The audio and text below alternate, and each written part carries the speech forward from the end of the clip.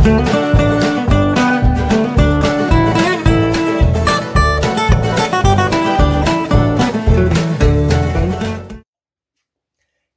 Student, biology की online class में आपका स्वागत है। आज हम पढ़ेंगे बायोलॉजी के लेसन नंबर 2 से इंपॉर्टेंट क्वेश्चन, एक परिपक्व भ्रूणकोश की संरचना का सचित्र वर्णन कीजिए। तो ये क्वेश्चन तो बहुत इंपॉर्टेंट है, लेकिन इसको आपको अलग से याद करने की आवश्यकता नहीं होती, क्योंकि आप जब ओव्यूल का स्ट्रक्चर मतलब बीजांड की संरचना पढ़ते तो उसमें ये स्ट्रक्चर आप बनाते हैं। तो सबसे पहले हम उसे समझ लेते हैं। अगर वो चित्र हमको याद है और उसका वर्णन याद है तो हमें फिर इसे अलग से याद करने की जरूरत नहीं पड़ेगी। ठीक है, तो हम देखते हैं कि हम जब बीजांड की रचना बनाते हैं तो हम सबसे पहले उसमें भ्रूणकोश ही बनाते हैं।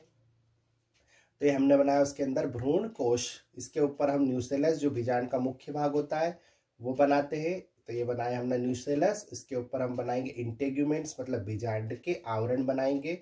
ठीक है, इस तरह से बनाते हैं हम, और इस तरह से इस तरफ भी बनाया जाता है।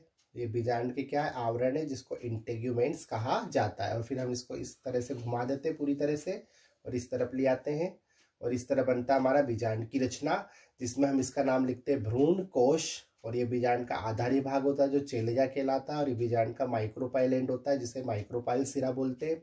और इसी के अंदर हम 3 प्रतिमुखी कोशिका बनाते हैं, और एक ध्रुवी कोशिका बनाते हैं, एक अंड कोशिका बनाते हैं, और 2 सहायक कोशिका बनाते हैं। बस यही वाला जो स्ट्रक्चर है वो यहाँ पर बनाया हुआ है डिटेल में, क्योंकि आपको एक भ्रूण कोश की रचना बनानी तो आपने इसको थोड़ा बड़ा करके बनाया है स्पष्ट रूप से। ठीक है, तो ये वाला जो हिस्सा होता है माइक्रोपाइल सिरे की तरफ होता है, इसलिए हमने यहाँ पे लिखा माइक्रोपाइल सिरा।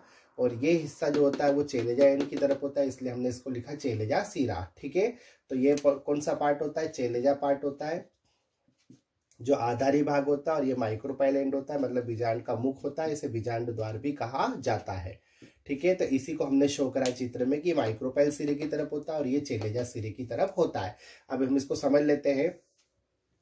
तो एक प्रारूपिक भ्रूणकोश 7 कोशिकी और 8 केंद्रक युक्त कोशनुमा संरचना होती है। एक कोश होता है बीजांड के अंदर, और इसमें देखिए 7 कोशिका कैसे हुई, 1 2 3 4 5 6 7, तो 7 कोशिका। और 8 केंद्रक का मतलब होता है 1 2 3, यहाँ पे 2 केंद्रक होते तो 4 5 6 7 8। तो भ्रूण कोश जो होता है 7 कोशिकी और 8 केंद्रक युक्त कोशनुमा संरचना होती है। और इसमें आप 8 केंद्रकों के बारे में हम पढ़ेंगे एक एक करके। ठीक है, और ये क्वेश्चन भी बहुत आईएमपी की एक भ्रूण कोश की संरचना होती है, तो आपको ये याद रखना ऑब्जेक्टिव के लिए कि 7 कोशिकी और 8 केंद्रक युक्त होती है। क्वेश्चन भी एग्जाम में बहुत आता है और कॉम्पिटिटिव एग्जाम में भी आता है।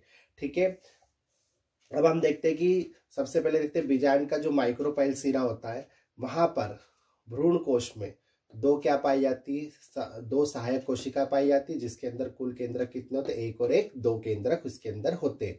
दूसरा, सहायक कोशिकाओं के ठीक ऊपर की तरफ अंड कोशिका पाई जाती है, जिसके अंदर 1 केंद्रक उपस्थित होता है। भ्रूण कोश के चेलेजा सिरा की तरफ 3 कोशिकाएं पाई जाती, प्रतिमुखी कोशिकाएं, जिनके अंदर कुल 3 केंद्रक उपस्थित होते हैं।